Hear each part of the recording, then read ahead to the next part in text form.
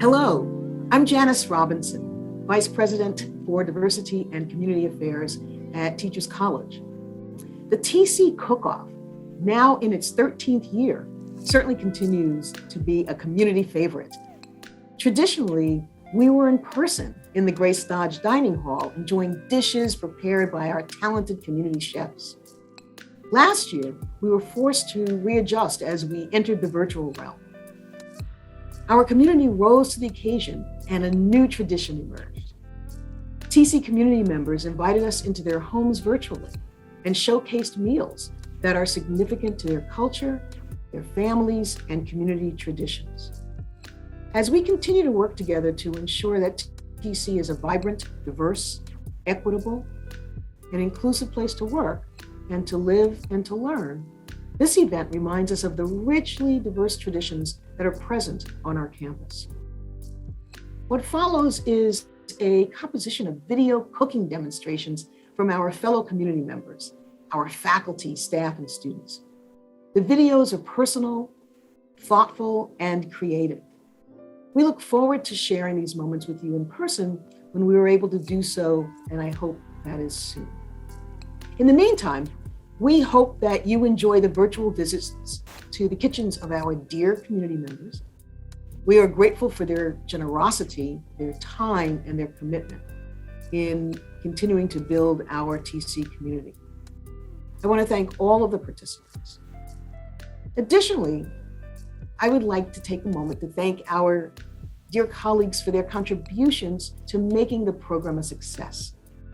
Virgie Morales and Stacy Thomas, our long-standing wonderful cook-off ambassadors, Wachu Yen, Heather Donahue, Matt Vincent, and of course the ODCA team, Melissa Rooker, Juan Carlos Reyes, and of course our OASID team, particularly Robbie Berry and Ernie Alugas. Please enjoy the cook-off. Thank you. Hello, everyone. I want to welcome you to this year's TC Cook-Off. And I want to thank the Diversity Office for always welcoming me back as a TC Cook-Off ambassador. I love when we have our TC Cook-Off, especially when we have it in the cafeteria, where we have our judges, which consists of our faculty, our administration, and our staff. Please don't forget all of the talented staff at TC who participates in the cook-off. Oh my God, we have such excellent cooks at TC. I love when we're there and we're tasting all of their good cooking. And I love that we have 3 different categories. We have our appetizers, we have our main course, and we have our desserts. And we have talented people at TC who cook for all of us, for us to taste their wonderful dishes. This year we're doing it virtual. Next year we'll be back. Hey sweetie, how are you? It's so empty in here. What happened to the cook-off? Well, fortunately, the cook-off is virtual this year. Hi, I'm Virgie from TCIT, and I'm one of the ambassadors for the TC Cook-Off. I always look forward to every year just doing the announcing and keeping everybody just so happy and joyous during the event. Normally, we'll be having the TC Cook-Off here in the cafeteria. But this year, I look forward to seeing everyone display their dishes and all their presentation meals for entrees, appetizers, and desserts, one of my favorite categories. I look forward to everyone tuning in, and I look forward to seeing who wins this year. Stay tuned, we have more in store.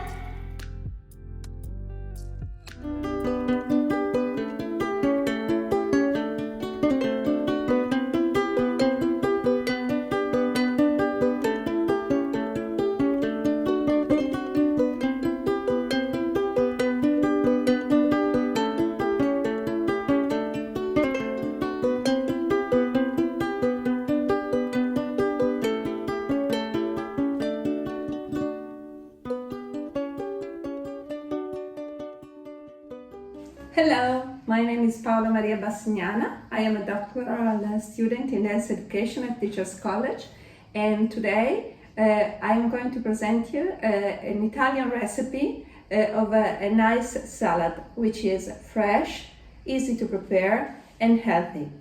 My daughter Bianca will help me to explain.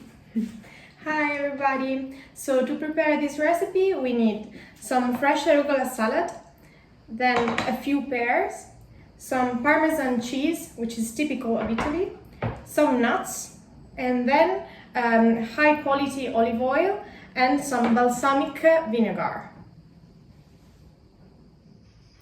We put some arugula in the bowls. Then we add some sliced pear. After that, we add some crumbled nuts. At this point, we have to get some very thin slices of Parmesan cheese, and that's how you get it.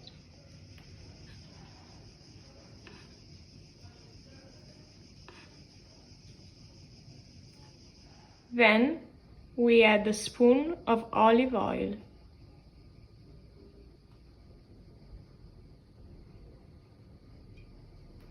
And some balsamic vinegar.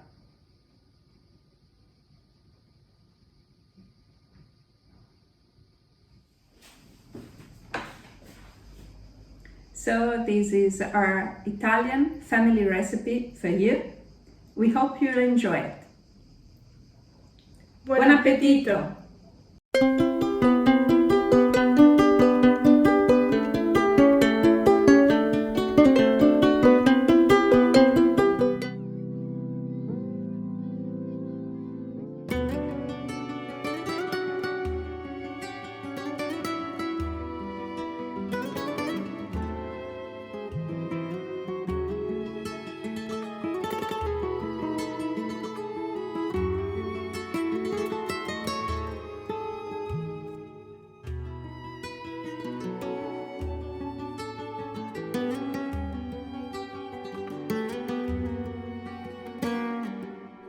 Si alguna vez me necesita, aquí estaré y llama a mi puerta sin tener mi corazón aún te palpita.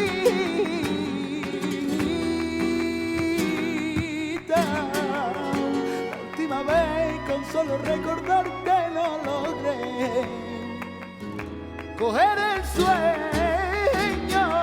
Ay, y desde que no te veo, la hora y los minutos se suman en el tiempo. Ay, si te tuviera cerca, muy cerquita conmigo, se acabarían mis penas.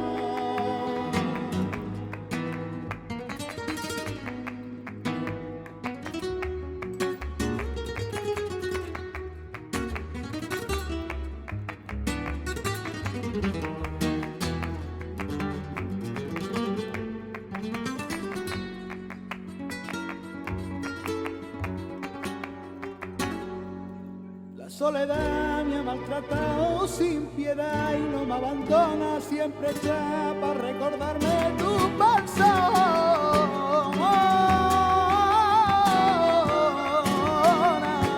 sin saber que el amor fuese y tan cruel de ti. Me enamoré, ay, desde que no te veo, la hora y los minutos se suman en el tiempo. Ay, si te tuviera cerca, muy cerquita conmigo, se acabarían mis penas.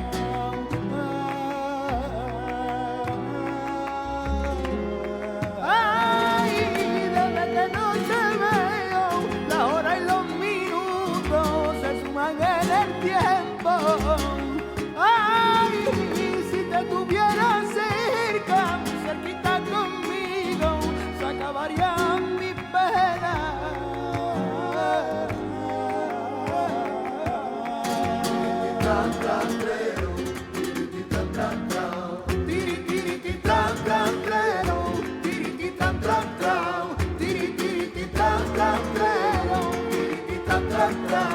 Ay, ay, ay, ay, ay, ay,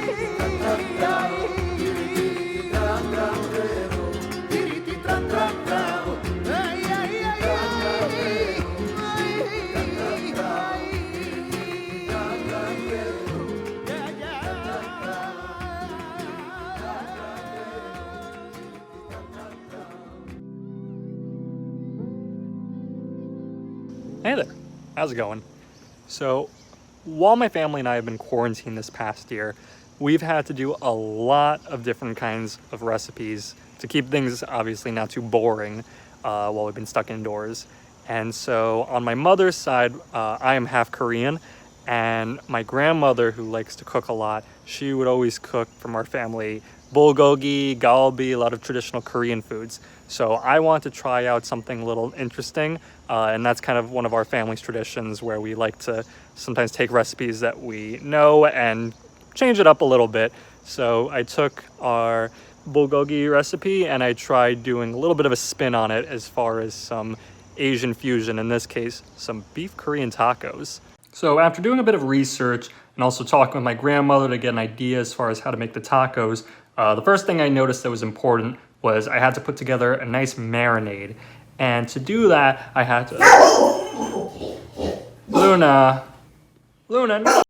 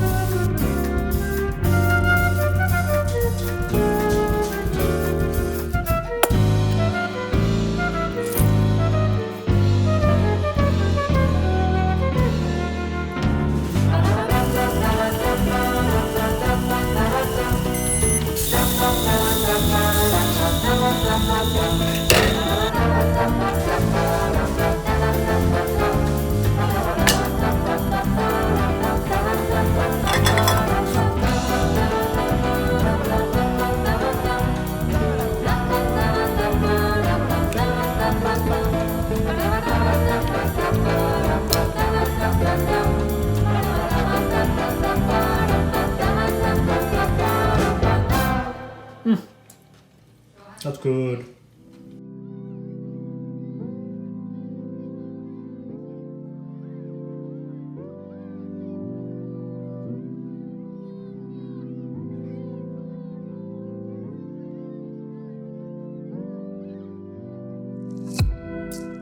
Hi, I'm Roughly Flint, and I am a faculty member in the Department of Math, Science, and Technology in the program of Mathematics. And today what we're going to do is I'm going to show you my go-to dinner during the pandemic that has 3 components to it. It has to be nutritious, delicious, and quick. I will make a dinner that consists of salmon, cauliflower, and gluten-free pasta. And there'll be a dessert soon. What I love about this recipe is that I use salmon and just 2 ingredients, soy sauce, and typically I would use Schneerson honey, organic honey made by my family, or I would use grade A maple syrup, either works. What I love about it is that my Saba and Savda had a very large family, and in order to support them, they had to run 2 businesses, and one was a fish store and another was a beef farm. So honey, salmon, it makes me think of them all the time.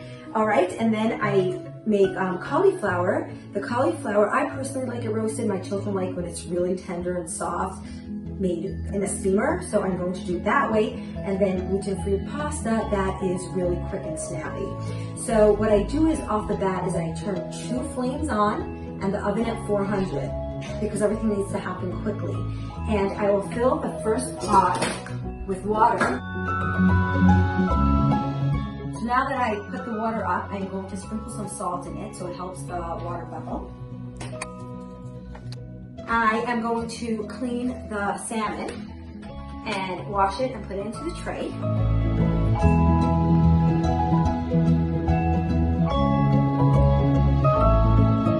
Now that it has just the soy sauce and this time I'm using maple syrup, you just put it in the oven at 400.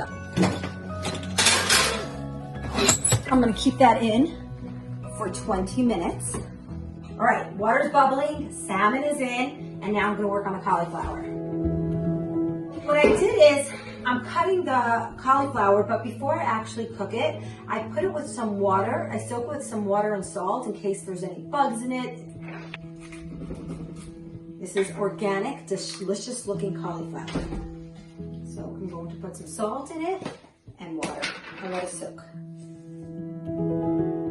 It's been soaking for 5 minutes, so I'm going to take the cauliflower out, rinse it. So now what I'm going to do is I'm going to put it into the steamer and fill it up with water. Fill it up with enough water that all the water doesn't evaporate and then it gets a little burnt. I've done that too many times. So I filled this up with a nice amount of water. And now it's ready to steam away. Check on our water. We have the fish is in, the cauliflower is in. I think the water is bubbling. Nice and bubbly. So we're going to put the gluten-free pasta in for 15 minutes. Time to drain the pasta. So I take the pasta, I put it right back in. I'm going to extract some of the pasta for my children who don't want it with some dairy, with some cheese in it. So I'm going to take a little bit out, and I'm going to sprinkle this with a little salt and olive oil. Some of my children like the cheese melted in with the pasta.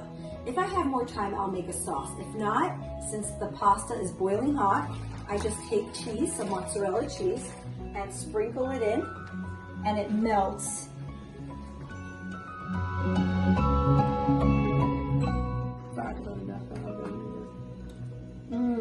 The pasta is ready. Let's check on the salmon. It's been in for 20 minutes.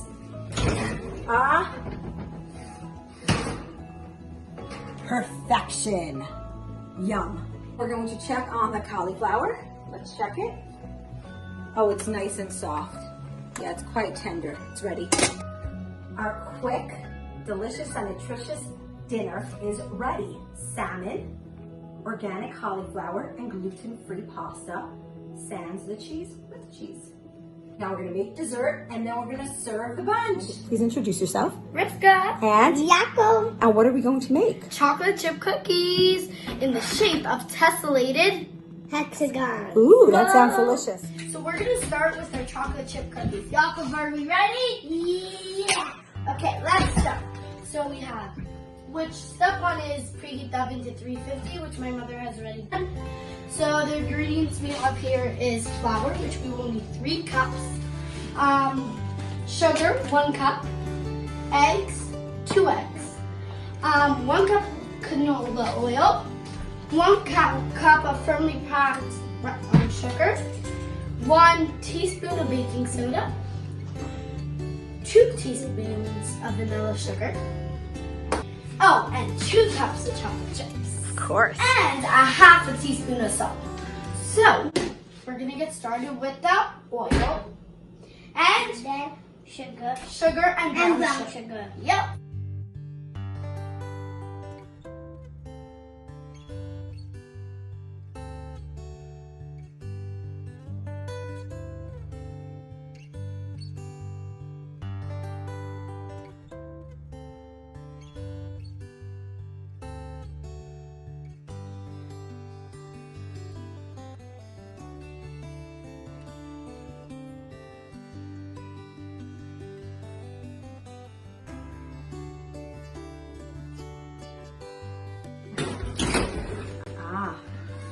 Nice and topologically the same as hexagons.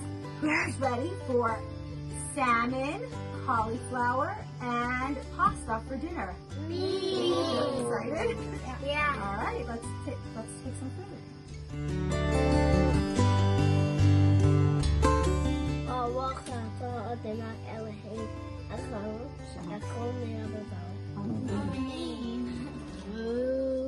Thank you for joining us.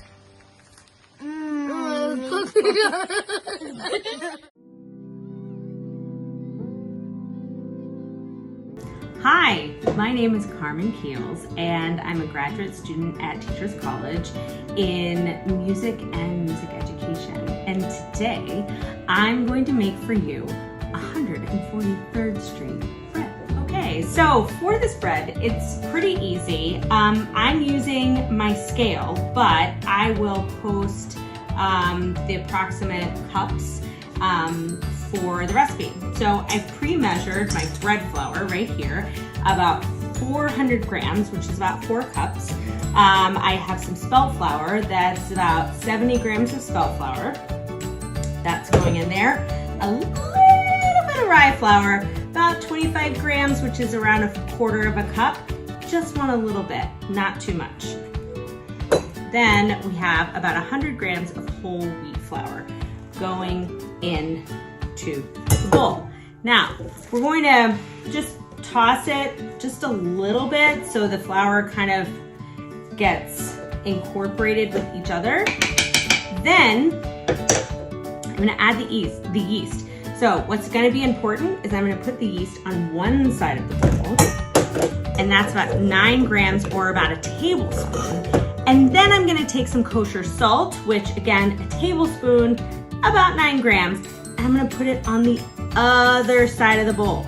You don't want them together until you're ready to mix everything up. We've got everything in the bowl. We're going to add the water. I've got about 600 grams of water, which is approximately 2 1/4 cups. So in we go. Okay, so once you mix this up with your spoon or your hands or your stand mixer, you're gonna have kind of a shaggy, sticky dough. You're gonna notice that your dough is getting a little stretchy. That's gluten development, we like that.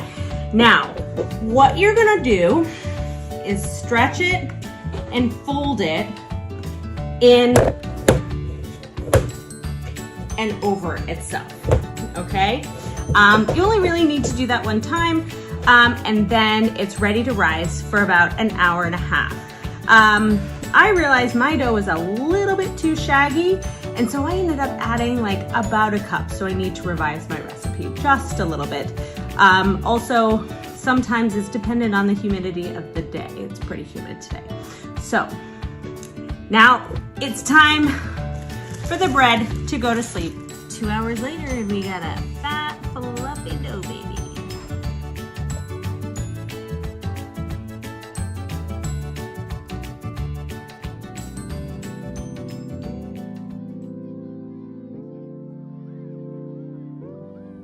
Hi, my name is Diana Moore. I'm going to be making Swedish meatballs for you.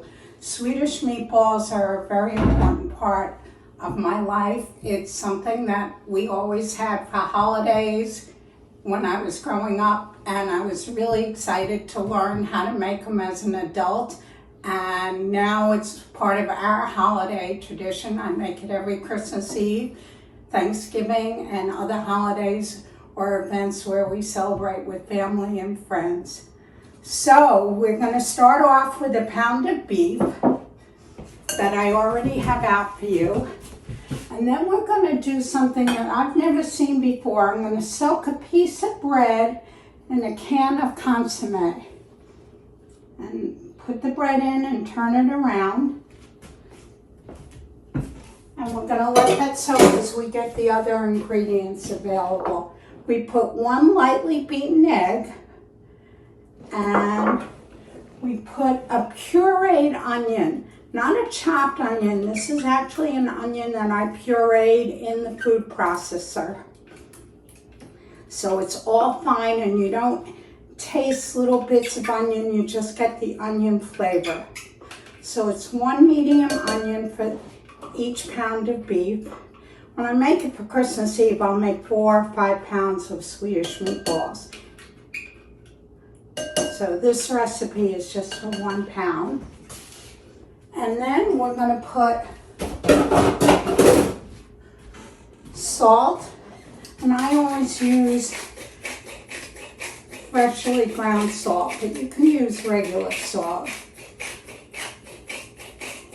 So we put salt in, and pepper. And again, I always use freshly ground pepper.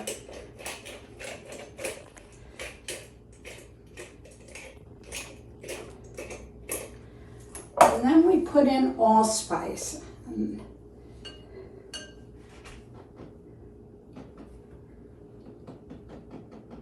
Just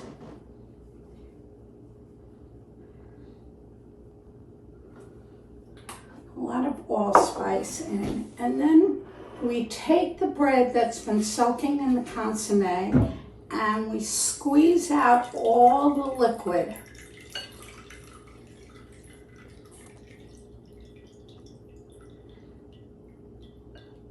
And we put that in, and don't discard the consommé. We're going to use that later. And then we mix this together. And this is something you have to really do with your hands to get the consistency right and to get it thoroughly mixed.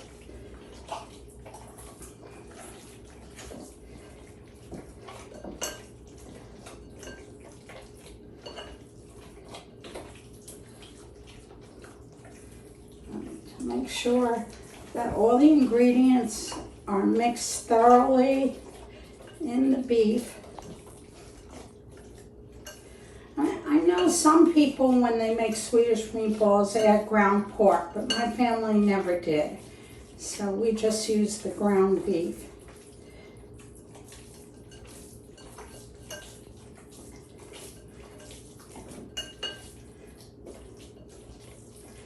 Now that it's all mixed, I'm going to wash my hands, and then you want to rinse them with cold water. The colder your hands are, the easier it is to roll the meat into meatballs. That's something I learned. So after you wash them with cold water, with warm water, then I just use as cold of water as I can to keep my hands nice and cold. And then you roll the meatballs up. And Swedish meatballs are small. They're not like Italian meatballs. They're around 1 inch, 3/4 to 1 inch in diameter. So you roll them like that.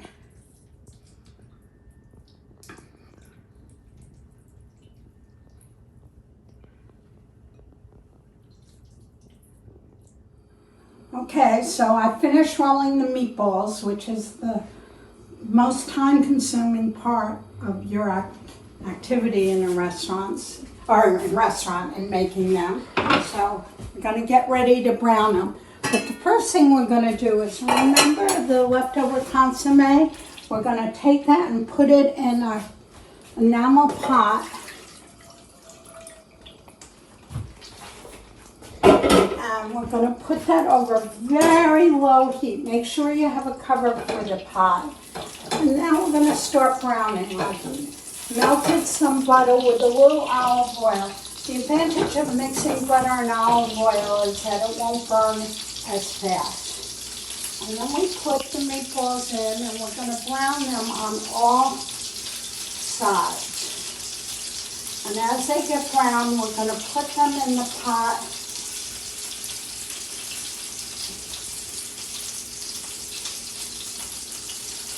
With the consommé.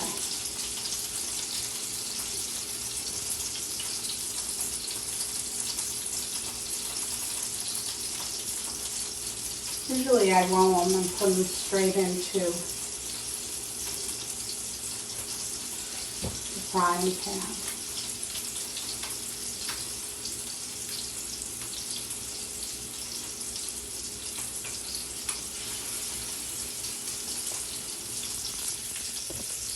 Some of them might need to be rolled again.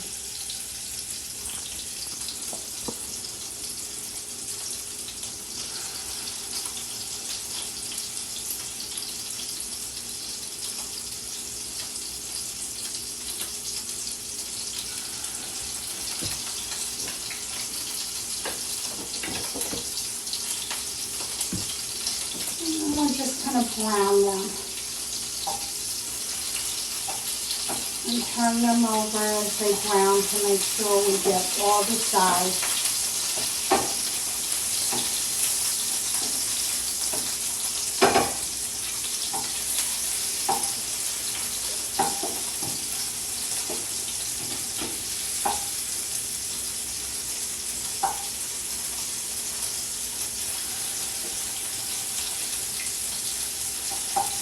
And this will firm up the meatballs.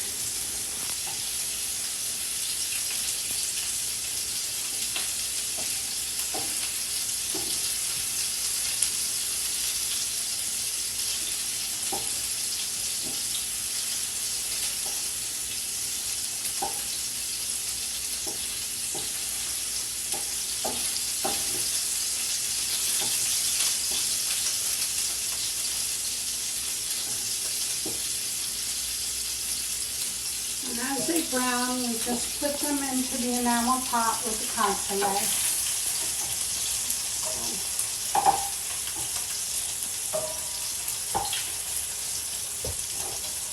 And then I'll come back later and show you the rest of the dish as I brown these.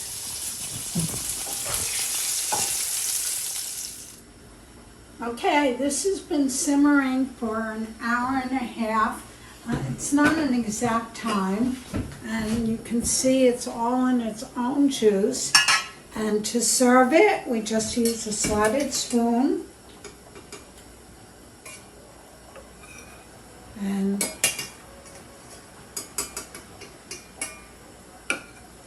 we always serve it with lingonberries. And lingonberries is a traditional Scandinavian, particularly Swedish treat.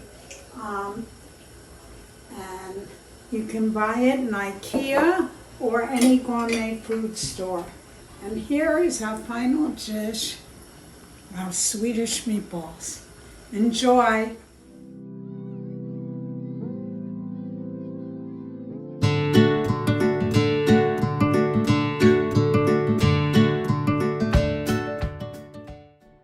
Hello, this is my 6th cook-off, and this is my autobiography in 3 soups. The first soup is a Hungarian mushroom soup. I lived in Budapest for 6 years. The second is a corn succotash chowder. I come from central Pennsylvania. And the third is a gazpacho. My mother made gazpacho all summer, every summer. I hope you enjoy the recipes.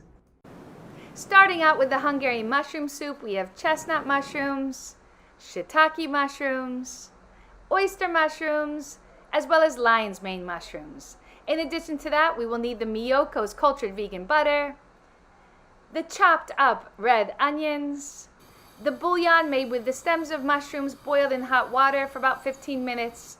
Here the mushrooms have been chopped up. We have dill and Hungarian paprika, lemon juice from the lemon, and Oatly oat milk. The last ingredient is better than bouillon, no chicken base, and salt.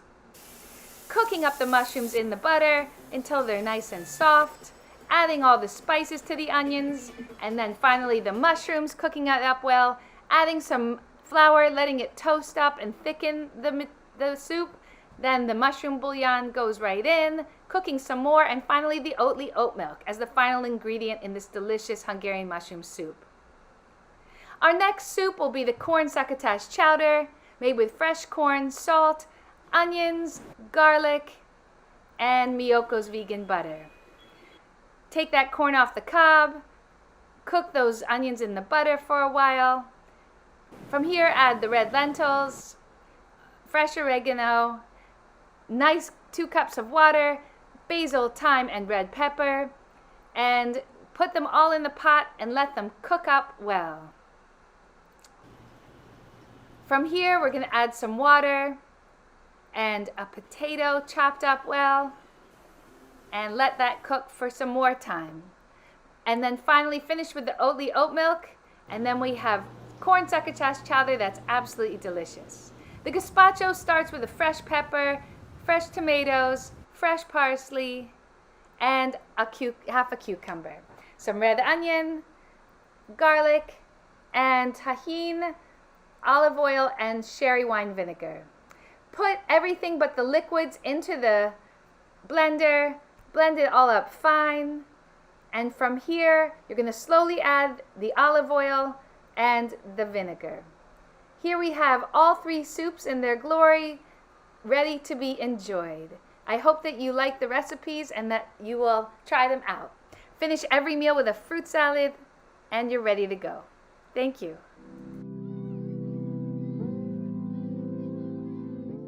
Hi Hi everyone, my name is Marta, and today I'm going to share my mother's recipe for Cuban black beans. It's a recipe that I never learned how to make growing up because, like many girls at the time, I wanted a career outside of the house. I recently learned by following my mother's handwritten recipe. Come learn with me. Here are all the ingredients you will need. Farmer's Market is where I go get all the fresh ingredients for the beans. Except for 2 ingredients I have to get at the Essex Street Market. These are the 2 ingredients that I had to get at the Essex Street Market because they're not regularly found in New York City. First of all, we have the ajíes dulces. Although they're shaped like Scotch bonnets or habaneros, they're not spicy in any way, shape, or form. The pepper that they most taste like that we know commonly is the Cubanelle pepper. The only difference is that these are slightly fruitier in flavor. So they start off as green, and then as you see here, they start ripening and they become like a yellowish or deep orange color. Okay.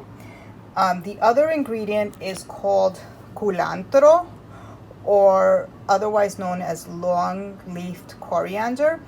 Culantro tastes very much like cilantro, except it has a deeper flavor and the leaves are hardier. The other difference between culantro and cilantro is that culantro is actually a native plant in the Caribbean, whereas cilantro is not. Here are the instructions to begin boiling the beans. Here we have all the fresh ingredients that we're going to saute and eventually add to the beans. We have the chopped green pepper, the chopped onion, the minced garlic, the chopped ají dulces. These are 3 chopped ají dulces.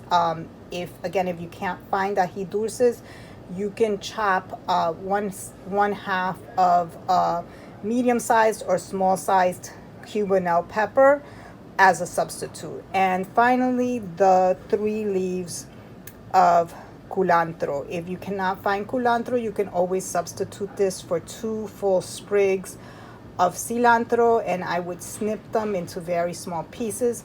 With the culantro, however, I cut each leaf into 3 pieces. The purpose of cutting them is so that they can release their flavor. However, you don't want to cut them into small pieces because you're going to be taking them out at the end because they're kind of tough to bite into. So I've cut each leaf into 3 pieces, so I know then when I finish cooking the beans that I will have to look for 9 pieces of cilantro to take out. And finally, I'm also going to add this to the fresh ingredients. 1 teaspoon of cumin. Okay, ready to saute. Here are the instructions to saute all the ingredients. Add the sauteed ingredients to the boiling beans, along with half a teaspoon of sugar and salt to taste. Okay, and then stir and continue cooking until the beans are soft and the broth has thickened. And that's the recipe. Don't forget to do the following.